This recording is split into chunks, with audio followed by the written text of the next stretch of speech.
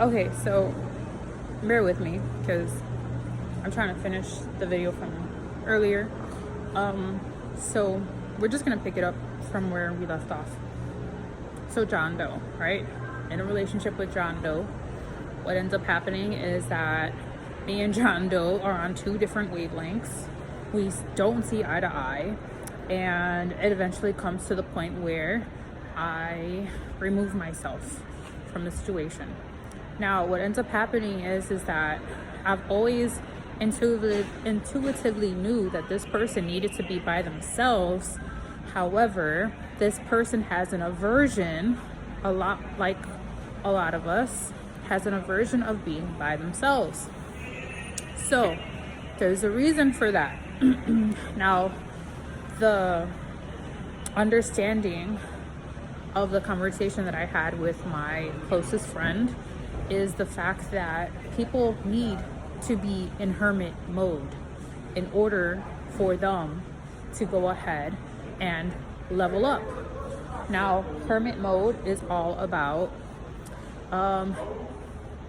solitude, okay?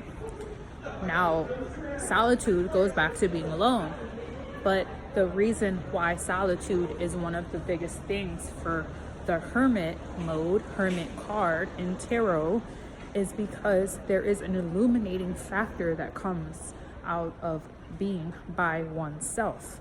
And being by oneself is the fact that you concentrate on soul.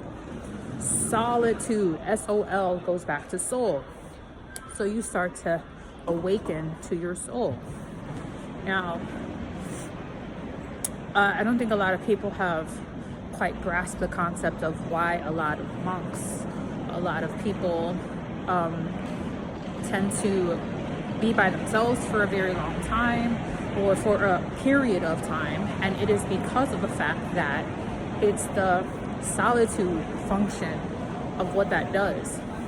Being in solitude, you're not projecting your shit onto other people.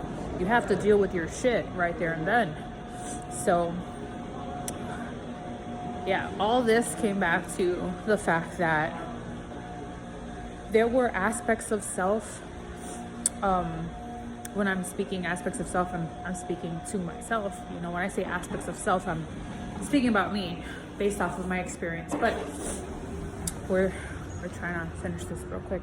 But what I will say is that I've still seen the same thing, and solitude is definitely one of those things where if you don't give yourself time to be by yourself, you're never going to understand yourself.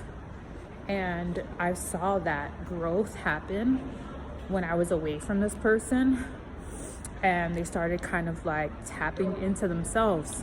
But the minute that you come back to this person, or this person comes back to you, and you guys try to pick up where it leaves off, oh my gosh, it's ridiculous. Sorry, I'm trying to find a bathroom. What ends up happening is that his solitude was cut short. So, or their solitude was cut short. And all that means is that that person has a lot more work to do to awaken to themselves. So the more time you take to yourself, the more awakened you become to yourself, right? This is the whole aspect of solitude. But that's what I've wanted to just come on here and express. Solitude has a lot to do with soul aspects, and soul aspects have to deal with the mapping of you. So if your soul is a map, then the more you give yourself time to yourself is when you'll start to see that the things that you gravitate to, the things that you naturally look into, or things that capture your eye, it's really your goddess self, right? The feminine aspect of self, which is going to be the left side, which is going to be the right side of the brain. But yeah, so 444 on my clock, that means it's about time to dip out. All right, I will see y'all on the next one. Peace out.